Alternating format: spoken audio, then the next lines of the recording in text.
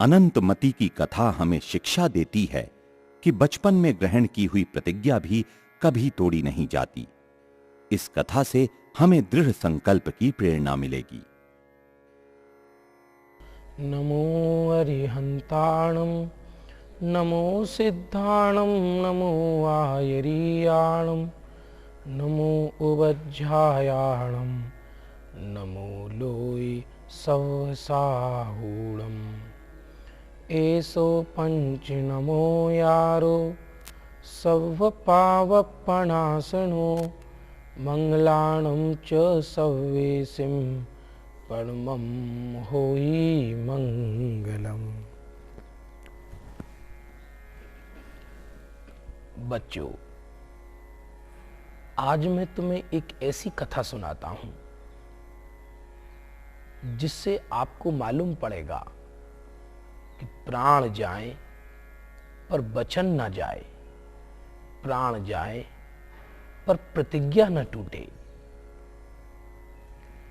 आचार्य कल्प पंडित टोडरमल जी ने भी मोक्ष मार्ग प्रकाशक ग्रंथ में कहा है कि प्रतिज्ञा लेने से पूर्व क्षेत्र, काल, शक्ति आदि की मर्यादा जान लेना उचित है, किंतु प्रतिज्ञा लेने के बाद मृत्यु का प्रसंग आने पर भी प्रतिज्ञा तोड़ी नहीं जाती।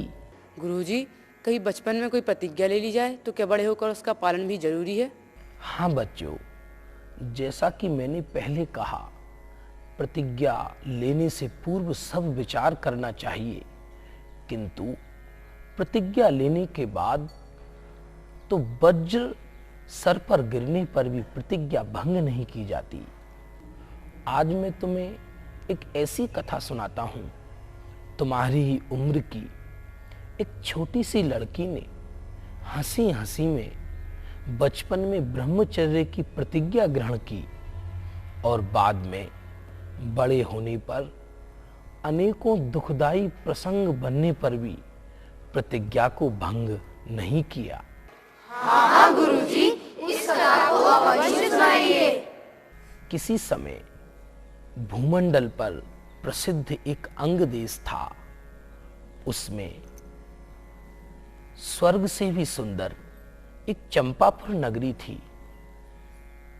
उस नगरी के अंदर वसुवर्धन राजा राज्य करता था। प्राणों से भी ज्यादा प्यारी उसकी पत्नी, जिसका नाम लक्ष्मीपति था, और उसका एक पुत्र था जिसका नाम था प्रियदत्त। जैसी माता वैसा पुत्र, यह सहज होता है। धीरे धीरे प्रियदत्त बड़ा हुआ। प्रियदत्त की शादी एक अंगवती नामक सुंदर स्त्री से हुई। चूंकि अंगवती भी बहुत धार्मिक स्त्री थी, इसलिए उसकी एक पुत्री उत्पन्न हुई। उसका नाम था अनंतमति, जो कि गुणों की खान अत्यंत रूपवती थी। एक दिन की बात है, अष्टानिका महापर्व पर प्रियदत्त छोटी पुत्री अनंतमति को साथ लेकर धर्म कीर्ति मुनिराज के दर्शन करने के लिए गई और मुनिराज के उपदेश से प्रभावित होकर प्रियदत्त ने 8 दिन का ब्रह्मचर्य व्रत अंगीकार किया। हंसी हंसी में पुत्री को भी ब्रह्मचर्य व्रत दिलवा दिया, लेकिन विनोद भाव से ग्रहण किए हुए ब्रह्मचर्य व्रत ने अनंतमति पर गहरा प्रभाव डाला। अनंतमति जैसे जैसे बड़ी होती गई, वह उस व्रत के बारे में विचार करती गई।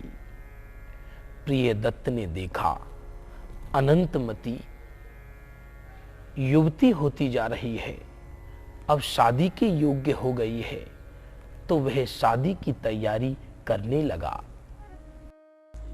आपने याद किया पिताजी? हाँ पुत्री, हम सोच रहे थे कि अब तुम विवाह योग्य हो गई हो। हमने तुम्हारे लिए एक योग्य वर की तलाश भी कर ली है। पिताजी, आप मुझे ऐसा कहकर शर्मिंदा ना करें। पिताजी, आपने ही तो बचपन में महाराज श्री से ब्रह्मचर्य व्रत दिलवाया था, और आप ही पिताजी, आप ऐसा अनर्थ ना करें। बेटी, वह तो मजाक मजाक में तुम्हारी हट से दिलवाया था, वह कोई सच नहीं था। पिताजी, धर्म में मजाक नहीं किया जाता। आपने भले ही उसे मजाक समझा हो, लेकिन मैंने उसे मजाक नहीं, सत्य समझा है। बेटी, लेकिन वह व्रत तो मात्र 8 दिनों के लिए ही था। पिताजी, मैंने उस समय भी आजीवन ब्रह्मचर्य व्रत अंगीकार किया था। कृपया आप मेरे धर्म में सहयोगी बने। बेटी, तुम अभी छोटी हो, ऐसा कठोर निर्णय तो मत लो। पिताजी, मैं छोटी सही, लेकिन धर्म में आयु का महत्व नहीं होता। आप चिंता छोड़ो और मुझे आत्म कल्याण के लिए आगे बढ़ने में सहयोग दो। ब्रह्मचर्य मेरी भीष्म प्रतिज्ञा है, मैं इसका आजीवन पालन करूंगी। बेटी, जब तूने दृढ़ प्रतिज्ञा कर ही ली है, तो मेरा आशीर्वाद है कि तू धर्म मार्ग में सदा आगे बढ़े। अनंतमती प्रसन्नता से शास्त्र स्वाध्याय में लीन रहती थी, निरंतर जिनेंद्र देव की पूजन करती थी। यौवन ने उसको अत्यंत सुंदर बनाकर परिचय दिया था। उसकी सुंदरता से चांद भी लज्जित हो जाता था। स्वर्ग की स्त्रियां उस अनंतमती के आगे फीकी लगती थीं, किंतु अनंतमती निरंतर अंतर्मुख रहती थी। किसी ने सत्य कहा है कि जो लोग आत्मध्यानी होते हैं वह बाहर की सुंदरता से बिल्कुल विरक्त होते हैं। एक दिन की बात है, अनंतमती अपने फूलों के बगीचे में रत्नों के झूला पर झूल रही थी। अचानक आकाश में एक कुंडल मंडित विद्याधर ने उसको देखा, उसके सौंदर्य पर रीझ गया और अनंतमती को बगीचे से उठाकर आकाश में ले गया। अचानक विद्याधर ने अपनी पत्नी को देखा। पत्नी की ललकार सुनकर घबरा गया और अनंतमती को एक विद्या में बांधकर भयंकर जंगल में छोड़ दिया। उस विद्या ने अनंतमती को घोर जंगल में छोड़ दिया। अनंतमती अकेली निर्जन वन में रोने लगी। कहां जाऊं, मेरा क्या होगा, ऐसे विचारों में खो गई। अचानक एक भील सरदार अनंतमती के सामने आ पहुंचा। अनंतमती उसे देखकर घबरा गई। देव कन्या के समान सुंदर अनंतमती को देखकर भील राज सरदार के मन में पाप उत्पन्न हो गया। वह अनंतमती को पकड़कर अपने घर ले गया। हे भाई, आपका बहुत बहुत धन्यवाद। आपने बड़े भाई के समान सुरक्षा देकर मुझ पर बड़ा उपकार किया है। हे मूर्ख स्त्री, तू क्या समझती है मैं तुझे यहाँ भाई बनकर लेकर आया हूँ? हे सुंदरी, तू बहुत भाग्यशाली है जो हम तुम पर मोहित हुए हैं।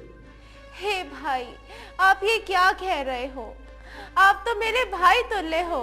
हे मूर्ख स्त्री, बकवास बंद कर और मुझे अपना पति स्वीकार करके अपना भाग देगा। सुंदरी, मुझे छूने की भी कोशिश मत करना, वरना तुम्हारे लिए अच्छा नहीं होगा। चुप रह नादान, तू जानती नहीं हम यहाँ के राजा हैं। राजा, हमारी आज्ञा के बिना यहाँ का पत्ता भी नहीं हिलता। उसी समय अनंतमती के शील के प्रभाव से वन देवी प्रकट हुई और वन देवी भील राज को क्रोधपूर्वक शब्दों से कहने लगी, हे पापी, हे नराधम, तुझे शर्म नहीं आती? इस देवी की तरफ कुदृष्टि करना भी मत। यदि तूने कुदृष्टि की तो तेरी खैर नहीं। ये पवित्र आत्मा है, ये ब्रह्मचर्य की धनी है। इस प्रकार भील सरदार को चेतावनी देकर वन देवी चली गई। गुरुजी, क्या वन देवी इस प्रकार सभी की रक्षा करती है?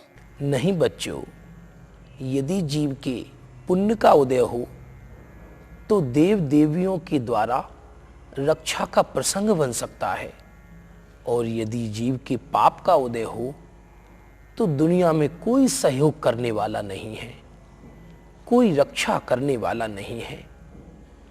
इसके बाद आगे क्या होता है ध्यान पूर्वक सुनो।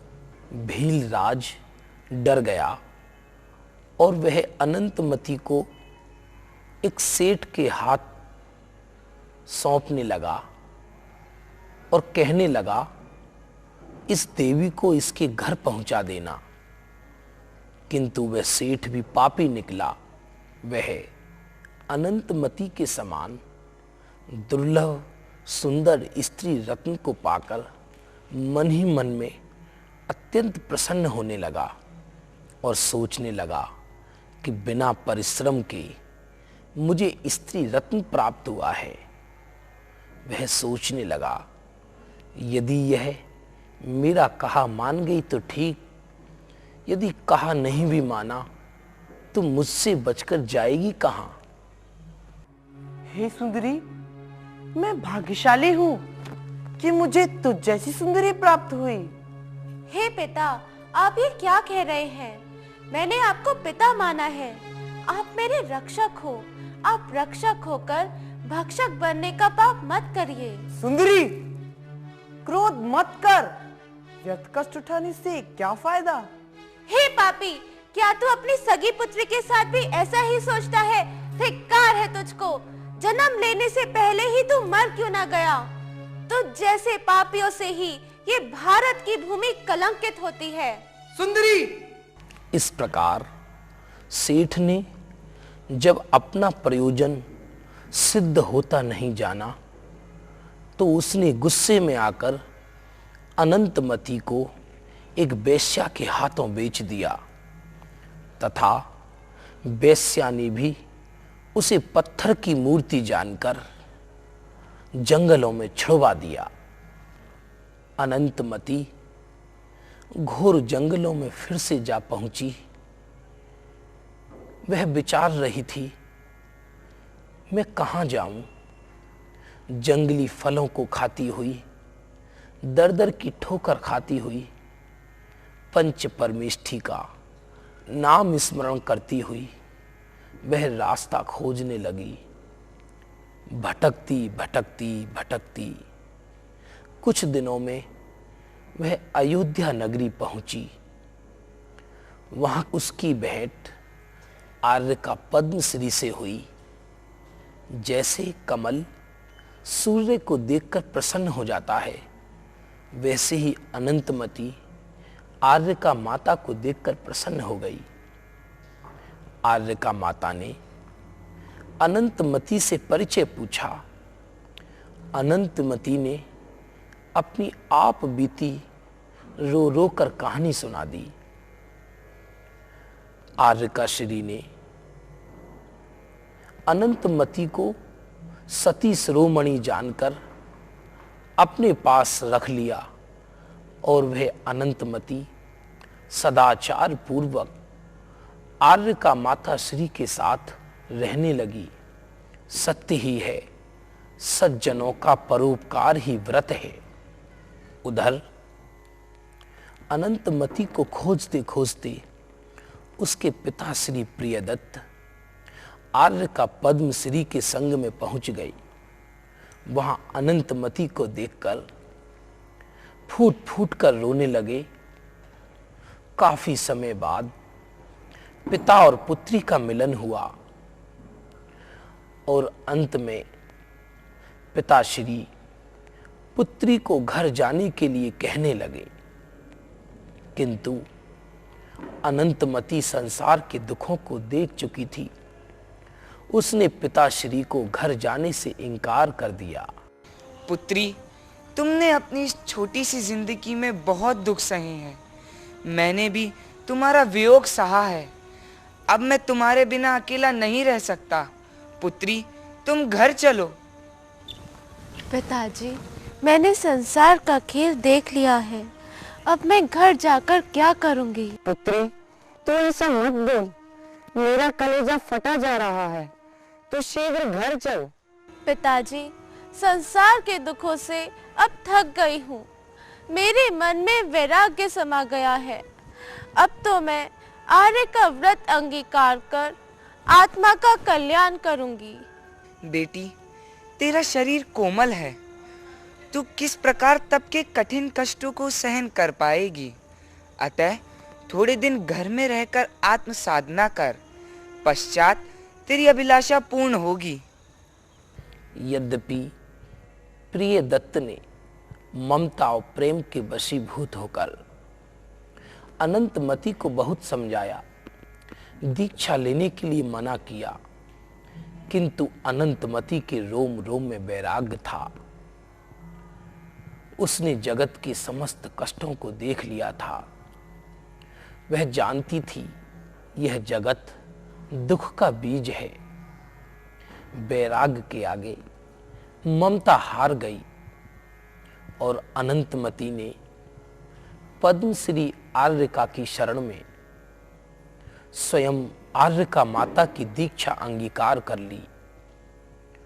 वह तरह तरह से कठिन तपश्चर्या करने लगी, अपनी आत्मा की शुद्धि करने लगी। उसकी तपश्चर्या को देखकर देवता भी आश्चर्यचकित रह जाते थे। वह कभी उपवास करती तो कभी पारणा करती। निरंतर मौन रहती हुई देह से भिन्न आत्मा का ध्यान करती। इस प्रकार दीर्घ काल से तपस्या करते करते उसका देह कृश हो गया, किंतु आत्मा में अमर ज्योति आ गई। अंत में संन्यास मरण कर अनंतमती ने स्त्री पर्याय का नाश कर स्वर्ग में देवगति को प्राप्त हुई। बच्चों, बोलो शील धर्म की, तीर्थ धाम मंगलायतन की जय जिनेन्द्र।